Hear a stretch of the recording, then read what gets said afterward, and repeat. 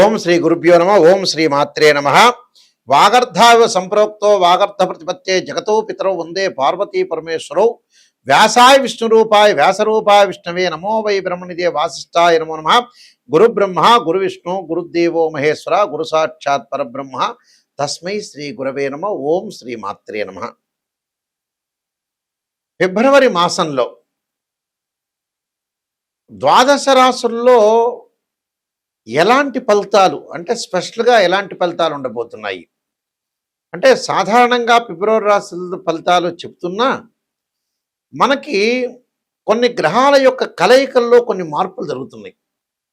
ఆ గ్రహాల్లో కలయికల్లో మార్పులు ఏమిటి అని అంటే సహజంగా మిథున రాశిలో వక్రగతిలో గురుగ్రహము, రాహు కుంభరాశిలోను, కేతు సింహరాశిలోను, శని మీనరాశిలో సంచారం చేయటం, రవి బుధ కుజుడు రాహు శుక్రగ్రహాల యొక్క మార్పులు జరుగుతున్నాయి.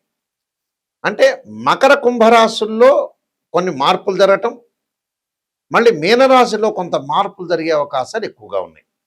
మరి ఈ గ్రహాల యొక్క కలయిక వల్ల అసలు ఫిబ్రవరి మాసంలో ఉన్న 28 రోజుల్లో కూడా కొన్ని ప్రత్యేకమైన ఫలితాలు చెప్పుకోవచ్చు. అంటే ఆ ప్రత్యేకమైన ఫలితాల్లో ఏ విధంగా ఉండబోతుంది ఇవన్నీ కూడా గోచారరీత్యా చెప్పబడే ఫలితాలు గుర్తుపెట్టుకోండి. బర్త్ చార్ట్ వేరు, గోచారం వేరు. అయితే గోచారం ఎందుకు చెబుతున్నానంటే మన లైఫ్ అనేది ఎప్పుడు కూడా ఒక సెకండ్లోనే మారిపోవచ్చు. కానీ అలానే బర్త్ చార్ట్ 80% రిజల్ట్స్ ఇస్తుంది. గోచారం ఎప్పుడు కూడా 20%. చాలామంది కూడా ఆలోచన చేస్తుంటారు గోచారాన్ని గురించి. ఎప్పుడు కూడా బర్త్ చార్ట్ అంటే ఒక చెట్టుకి కింద వేళ్ళు, గోచారం అంటే ఆ చెట్టుకి ఏదైతే వేళ్ళు ఉంటాయో ఆ వేళ్ల పైన కాండం ఉంటుంది, కాండంకి కొమ్మలు ఉంటాయి, ఆ కొమ్మలకు ఆకులు ఉంటాయి. ఆకులు ఎలా ఉంటాయి? రైన్ సీజన్లో వస్తాయి, వింటర్ సీజన్లో ఉంటాయి, సమ్మర్ సీజన్లో రాలిపోతుంది. ఆ రాలిపోయేదాన్నే గోచారం అంటారు. అంటే వితిన్ సెకండ్లో మంచి చేసేది. అంటే ఎంతవరకు మనం ఆక్సిజన్ తీసుకోగలుగుతున్నాం అనేది గోచారం. అసలు నిజంగా శరీరంలో విటమిన్స్ ఉన్నాయా, శరీరంలో ఏం ప్రాబ్లం ఉందా లేదా, లాంగ్ రన్లో ఎలాంటి ప్రాబ్లం రాబోతున్నాయి లైఫ్లో అని మెడికల్గా మనం వెళ్తూ ఉంటాం చూసారా, అది బర్త్ చార్ట్ అని అర్థం. అదే వేళ్ళు అంటారు. అంటే వేళ్ళు బాగుంటేనే ఆకులు వస్తాయి. వేళ్ళు బాగలేదనుకోండి ఆకులు రావు, చిగురించదు ఆ చెట్టు. అసలు చిగురిస్తుందా లేదా అనేది మనం తెలుసుకోవాలంటే ఖచ్చితంగా ఫిబ్రవరి మాసంలో స్పెషల్ రిజల్ట్స్, స్పెషల్ ఫోకస్, స్పెషల్గా మన లైఫ్లో ఏం జరగబోతుంది అనే గోచార రీత్యా ఎలాంటి జాగ్రత్తలు తీసుకోవాలి, ఎలా సేవ్ కావాలి, ప్రతిదీ కూడా గుర్తుపెట్టుకోండి. నెగిటివ్ ఫస్ట్ తెలుసుకోవాలి, తర్వాత పాజిటివ్. పాజిటివ్ ఏముందండి, ఎవరైనా పక్కన వాళ్ళైనా పొగుడుతారు, ఆస్ట్రాలజర్ని అప్రోచ్ అవ్వాల్సిన పని లేదు. నెగిటివ్ తెలుసుకుంటే దాన్ని మనం ఎలా తిప్పుకోగలుగుతాం, లైఫ్ని ఎలా టర్నప్ చేసుకోగలుగుతాం, ఎలా టర్నప్ చేసుకొని మనం ముందుకు వెళ్తాం అనే విషయాలు గ్రహించాలి మీరందరూ కూడా. అలాంటి విషయాలు మనం గ్రహించలేదనుకోండి ఖచ్చితంగా మనం ఇబ్బందులు కలిగే అవకాశాలు ఖచ్చితంగా ఉంటాయి. కాబట్టి ద్వాదశ రాశుల వాళ్ళందరికీ కూడా ఫిబ్రవరి మాసంలో స్పెషల్గా ఎలాంటి ఫలితాలు ఉండబోతున్నాయి, ఎలాంటి పరిహారాలు చేసుకోవాలి, ఎలాంటి పరిహారాలు చేసుకుంటే బాగుంటుందనే విషయాన్ని మీరు స్పెషల్గా తెలుసుకోండి. మీనరాశి వారికి ఫిబ్రవరి మాసంలో ఏ విధంగా ఉండబోతున్నాయి? పూర్వాభాద్ర నక్షత్రం 4వ పాదం, ఉత్తరాభాద్ర నక్షత్రం 1, 2, 3, 4 పాదాల్లో జన్మించిన వాళ్ళు, రేవతి నక్షత్రం 1, 2, 3, 4 పాదాలు జన్మించిన వాళ్ళందరూ కూడా మీనరాశి జాతకులు అవుతారు. మీనరాశి వాళ్ళకి ఎలా ఉండబోతుంది? ఉద్యోగంలో ప్రాధాన్యత పెరుగుతుంది, అనేక విధాలుగా ఆదాయం వృద్ధి చెందటం ఒకటి. నిరుద్యోగులకే కాకుండా ఉద్యోగులకు కూడా విదేశాల్లో అవకాశాలు అందిపుచ్చుకునే అవకాశాలు, ఉద్యోగులకు అధికారుల నుంచి ప్రోత్సాహం లభించే అవకాశాలు, కొత్త బాధ్యతలు అప్పగించడం జరుగుతుంది. వ్యాపారం అనేది బాగా లాభసాటిగా సాగిపోయే అవకాశం ఉంటుంది. వివాహ ప్రయత్నాలు ఆశించినంత స్పందన లభించడం ఒకటి. వృత్తి వ్యాపారాల్లో సొంత ఆలోచనలతోటి నిర్వహించుకునే లబ్ధి పొందటం ఒకటి. ముఖ్యమైన పనులలో వ్యవహారాల్లో సకాలంలో సంతృప్తికరమైన వాతావరణం, ఆరోగ్య పరిస్థితి మెరుగుపడే అవకాశాలు ఉంటాం.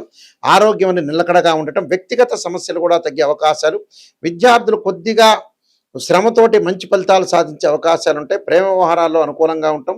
విదేశాల్లో స్థిరపడిన పిల్లల వాళ్ళందరికీ కూడా శుభవార్తలు వినే అవకాశాలు ఉంటాయి. శుభ కార్యక్రమాలు నిర్వహణ చేసే అవకాశాలు కూడా బాగా ఎక్కువ ఉంటాయి. అంటే అన్నిట్లో కూడా విజయం సాధించే అవకాశాలు ఖచ్చితంగా ఉంటాయి. కాబట్టి మీనరాశి వాళ్ళు ఎలాంటి భయపడాల్సిన పని లేదు. కొన్ని పరిహారాలు చెప్పబోతున్నాం. ఆ పరిహారాలు పాటించండి, మీకు మంచి జరిగే అవకాశాలు ఖచ్చితంగా ఉంటాయి. ఈ గోచార రీత్యా చెప్పబడే ఫలితాల్లో ప్రత్యేకంగా నిజంగా కొన్ని సాంప్రదాయంగా వేదంలో కొన్ని చెప్తారు.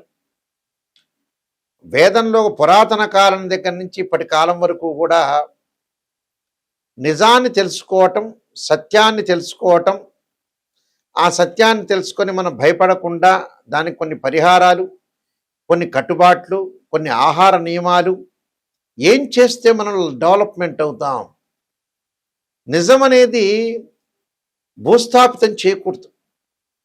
నిజాన్ని బయటకు తీసుకొని వచ్చి భయపడకుండా దాన్ని ఎదుర్కోవటానికి భగవంతుడి యొక్క అనుగ్రహం ఉంటే దాన్ని ఎదుర్కోవచ్చు. జీవితం అంతా మన చేతుల్లోనే ఉంటుంది. మంచి చెడుల యొక్క మిశ్రమం మన చేతిలో ఉంటుంది. మనం ఎక్కడ మిస్టేక్ చేస్తున్నాం? ఉదాహరణకి ఒక అమ్మాయి పెళ్లి చేయాలంటే చాలా లేట్ చేస్తుంటారు పేరెంట్స్.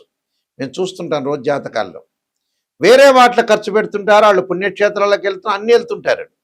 ఆ అమ్మాయి పెళ్లి చేయాలంటే అబ్బాయి అక్కడ వైజాగ్లో ఉన్నాడండో, లేకపోతే కరీంనగర్లో ఉన్నాడో, లేదా కర్నూలులో ఉన్నాడో ఆలస్యం చేసి డబ్బులు ఎందుకు ఖర్చు అవుతాయని దండగనే పాయింట్ మీద ఉన్న వాళ్ళు ఎంతోమంది ఉన్నారు. చివరికి ఆ అమ్మాయి వయసు దాటిపోతుంది, వివాహం చేయలేకపోతారు. అదొకటి. డబ్బులు దేనికి ఖర్చు చేయాలో టోటలీ అట్టర్ ఫెయిల్ అయ్యాడు మనిషి. డైరెక్ట్ చెప్తున్న విషయం. ఎందుకు? మన చేతుల్లో ఉంటే లైఫ్, మన చేతుల్లో ఉన్నదాన్ని మనం చెడగొట్టుకోవటంలో సిద్ధాస్తుల్లో మానవుడు ముఖ్య పాత్ర వహిస్తాడు. జాతకాన్ని చూపించుకొని మనం ఏ ఆహారం వాడాలి, ఎప్పుడు అమ్మాయికి పెళ్లి చేయాలి, దేనికి ఖర్చు పెట్టాలి. కొంతమంది అనవసరంగా ఆస్ట్రాలజర్స్ని అప్రోచ్ కాకుండా ఏదో వ్యాపారం పెడుతూ ఉంటారు. ఆ వ్యాపారం నష్టపోతుంటారు. చివరికి నష్టపోయిన తర్వాత చివరికి ఆస్ట్రాలజర్ని అప్రోచ్ అవుతాడు. ఆస్ట్రాలజర్ ఏం చేయలేడు. 70 ఏళ్ళు అయిపోయిన తర్వాత నేనేం చేయాలి గురువు గారు, నాయకంటి గారు అంటే ఏం చెబుతాం? 45 ఏళ్ళు కాగానే అమ్మాయికి పెళ్లి చేయకుండా, అబ్బాయికి పెళ్లి చేయకుండా, కొంతమందికి అస్సలు పేరెంట్స్ కూడా అసలు ఏం ఆలోచన చేయకుండా అలానే ఉంటారు. సంతానం కానీ, వివాహం కానీ, ఫైనాన్షియల్ పరంగా డెవలప్మెంట్ కానీ చాలా తొందరగా యాక్టివ్ కావాలి మనిషి.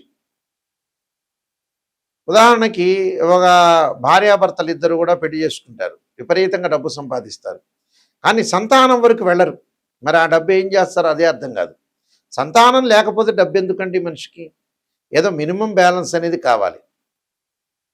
కొంతమంది కొడుకులో పెళ్లి చేయరు, ఎన్నో ఆస్తిపాస్తులు ఉంటాయి, మ్యారేజ్ బ్యూరోలో డబ్బులు కట్టరు, ఆస్ట్రాలజర్ దగ్గరికి వెళ్ళరు, ఎక్కడో అమ్మాయి ఉంటే దూర ప్రాంతాల్లో వెళ్ళారంటే డబ్బులు ఖర్చు అయితేనే ఆలోచన చేస్తున్నాడు. మొత్తం డబ్బు మహిత్యం అయిపోయింది. మనిషి చనిపోవటం కూడా ఈ మధ్యకాలంలో ఏంటంటే ప్రతి వాళ్ళకి కూడా కామన్గా తీసుకుంటున్నారు. ఎందుకు లేబ్బా డాక్టర్ దగ్గర మేము డబ్బులు కట్టడం అనే స్థితిలో ఉన్నారు మనుషులు. ఆ స్థితి అనేది మారాలి మనిషి. అలానే మరీ పిసినార్తనమా కాదు, ఎంజాయ్మెంట్ చేయడానికి మటుకు రెడీ అవుతున్నారు ఈ మధ్యన. ఇప్పుడు తిరుపతికి, శ్రీశైలానికి వెళ్ళటం కూడా చాలామంది కూడా ఎంజాయ్మెంట్తోనే వెళ్తున్నారు. పాత రోజుల్లో భక్తిలో వెళ్ళేవాళ్ళు తర్వాత కాలంలో భయంతో వెళ్తున్నారు, ఇప్పుడు ఎంజాయ్మెంట్ చేస్తున్నారు. నిజంగా దేనికి మనం వెళ్ళేది? భక్తితో వెళ్ళాలి. నిజంగా ఏం చేయాలి అనేది ఆలోచన చేయండి. స్త్రీయ లోపం పెరుగుట పెద్ద విద్య, లోపం పెరిగిన వాడే పూర్ణుడవుతాడు. ఇలాంటి విషయాల్ని మీరు చూడండి. అయితే ప్రత్యేకంగా ఉద్యోగపరంగా ఇబ్బందులు కలుగుతున్న వాళ్ళు రవి యొక్క ఆరాధన చేయటం, అలానే మానసికంగా ఆందోళన చెందుతున్న వాళ్ళు క్షీరపుత్రాయుధి అమృతతత్వాయుధీమే తన్నో చంద్ర ప్రచోదయాత్ అనే మంత్రాన్ని, ఉద్యోగపరంగా ప్రయత్నాలు విఫలమవుతే సూర్య నమస్కారాలు, సూర్య అష్టకాన్ని చదవటం ఒకటి. వివాహం కాని స్త్రీ పురుషులు ఎవరైతే ఉంటారో స్త్రీలు ముఖ్యంగా వరపాస్పదాస్త్ర రుద్రాభిషేకం, అఘోర గౌరీ పాస్పదాస్త్ర రుద్రాభిషేకం, దానికి సంబంధించి జాతకాన్ని చూపించుకోవాలి. అబ్బాయికి వివాహం కాలేదంటే కన్యాపాస్పదాస్త్ర రుద్రాభిషేకం. అలానే జాతక పరంగా ఇంకా ఏం దోషాలు ఉన్నాయి, వివాహాల పరంగా కూడా దోషం కలుగుతుంటుంది, చాలామందికి కూడా తెలియదు. వివాహ పరంగా కూడా, ఫైనాన్షియల్ పరంగా, ఉద్యోగ పరంగా, ఆరోగ్య పరంగా కొన్ని కారణాలు ఉంటాయి. కాలసర్పదోషమని, సర్పదోషమని, పునర్భవ దోషమని, బర్త్ చార్ట్లో 2nd place, 7th place, 8th place, 12th place చూడాలి. అలానే పునర్భవ దోషము. పునర్భవ దోషం అంటే కాలయాపన జరగటం, జాతకంలో ఏది ముందుకు వెళ్ళలేకపోవటం, దగ్గరకు వచ్చినట్టు వచ్చి పని వెనక్కి వెళ్ళిపోవటం, అలానే మాంగళిక దోషాలు, భర్త మరణం కావటం, భార్య ఆరోగ్యం బాగలేకపోవటం, కొంతమందికి సంతానం కలగలేకపోవటం, గురుబలం బాగలేకపోతే, ఇలాంటివన్నీ కూడా జాతకపరంగా రెమెడీ చేసుకొని ముందుకు వెళ్ళాలి.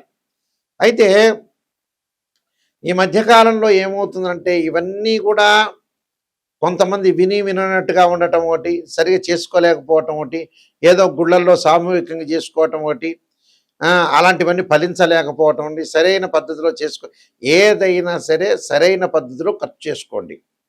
ఒక అమ్మాయి పెళ్లి చేయాలి, ఆ అమ్మాయి జాతకపరంగా దోషం ఉంది, మీరు బ్రహ్మాండమైన ఫంక్షన్ హాల్లో చేస్తారు, అది తగ్గించుకోండి కొద్దిగా. దీనికే లక్షలు అయ్యేది ఏమి ఉండదు. ఒక అబ్బాయి పెళ్లి చేయాలి, మనలో మనం ఖర్చు తగ్గించుకొని ముందుకు వెళ్ళాలి. అలా ఆలోచన చేసి ముందుకు వెళ్ళండి. ఫైనాన్షియల్ పరంగా అనవసరమైన ఖర్చులు పెట్టద్దండి. దేనికి ఖర్చు పెట్టాలో దానికి ఖర్చు పెట్టి ముందుకు వెళ్ళండి. మీరేంటంటే ఫస్ట్ ప్రయారిటీ మెడికల్కి, ఆస్ట్రాలజీ, మంచి మ్యారేజ్ బ్యూరోకి ప్రయారిటీ ఇవ్వాలి. అలాంటి వాటిలో కాకుండా సెల్ ఫోన్లో రకరకాల ఎంజాయ్మెంట్కో ఇలాంటి వాటిలో ప్రయారిటీ కాదు. నిజాన్ని తెలుసుకోండి. నిజం తెలుసుకునే వాళ్ళు మాత్రమే నాకు ఫోన్ చేయండి. www.nayakanti.com చూడండి, nayakanti.in చూడండి. నేను నెంబర్ ఆఫ్ ఆస్ట్రాలజీ బుక్స్ రాశాను. కాలసర్పయోగం, కాలసర్పయోగ చంద్రిక, రాహుకేతులు, ఛాయాగ్రహాలు, అలానే పుత్రగణపతి వ్రతము, స్వప్న శాస్త్రము, సర్వదేవతా గోత్రపురులు పార్ట్ 1 పార్ట్ 2, అలానే బృహత్ పరిహార సింధు, దాంతోపాటు Jataka Chandrika, Vivaha Martandam, production of astrology, number of books రాశాను. మోహన్ పబ్లికేషన్ రాజమండ్రి వాళ్ళ దగ్గర దొరుకుతుంది మీకు. అలానే మా దగ్గర కూడా ఈ పుస్తకాలు లభిస్తాయి.